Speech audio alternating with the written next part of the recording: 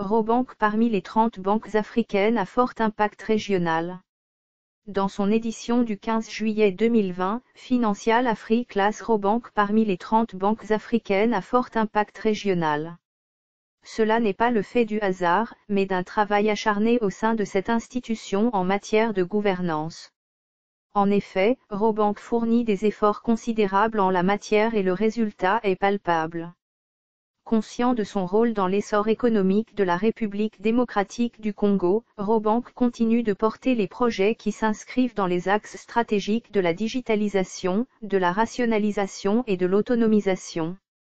Le classement des 30 banques à fort impact régional que nous présentons dans ce numéro exceptionnel, mensuel Financial Afrique numéro 12 disponible en téléchargement, revue-le une vérité toute simple.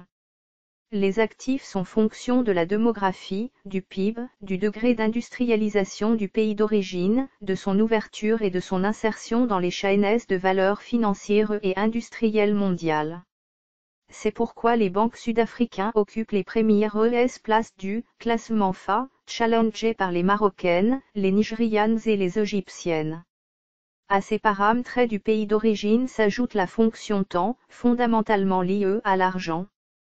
Les conglomérats bancaires sud-africaines sont âgés de 150 ans et plus et on démontre la résilience de leur modèle. Dominatrices en termes de total bilan, les banques sud-africaines jouent néanmoins un rôle plutôt marginal sur le continent africain. Pourquoi donc cette frilosité à dépasser l'Afrique australe et le fleuve Limpopo? Moins importantes par le total bilan, les banques marocaines sont loin devant les sud-africaines en termes de diversification géographique, ayant réussi à faire jonction entre la Méditerranée et l'océan Indien en s'aventurant de plus en plus hors de leur base francophone. Pour leur part, les banques nigérianes expérimentant des chevauchées solitaires prometteuses qui peinent à prendre suffisamment pied dans la zone OADA. La cession des filiales de Access Bank à Afriland First Bank en 2013 et des filiales de Diamond Bank au groupe NCA en 2018 participe de ce constat, loin de TRE isole. Il y a une barrière entre le Nigeria et l'Afrique francophone. L'obstacle ne tend pas linguistique mais réglementaire. Il va falloir que le Nigeria rejoigne l'OADA ou l'inverse. L'autre tendance de fond relevée par ce travail de documentation et d'analyse est le retrait continu des banques anglaises et françaises du continent. La vente de Barclays en PC de tâches est suivie du solde récent de quelques filiales de la Banque nationale de Paris à l'homme d'affaires ivoirien Kondo Songui ne doivent pas être interprétés seulement sous le seul angle de la compliance et du durcissement de la législation américaine. Il s'agit surtout du constat fait par ces anciennes banques que leur modèle nagre fonde sur l'accompagnement des entreprises et grands comptes des ex-puissances coloniales en Afrique en VECU.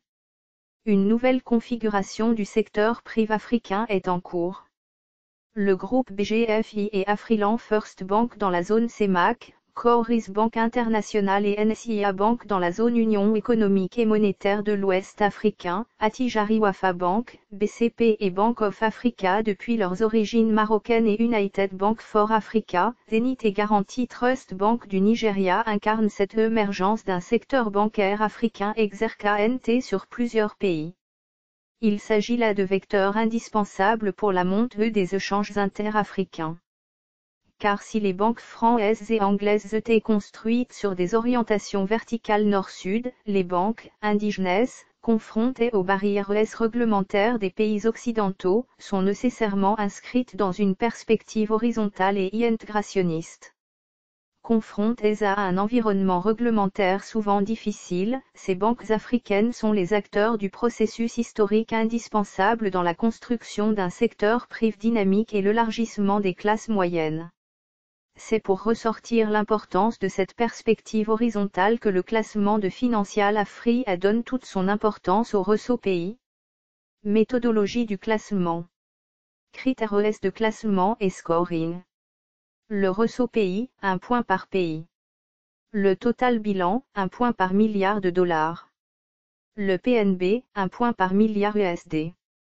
L'encours crédit, 1 point par milliard de dollars. Les dépôts, 1 point par milliard de dollars. Capitalisation boursière, 1 point par milliard. Source /mediacongo.net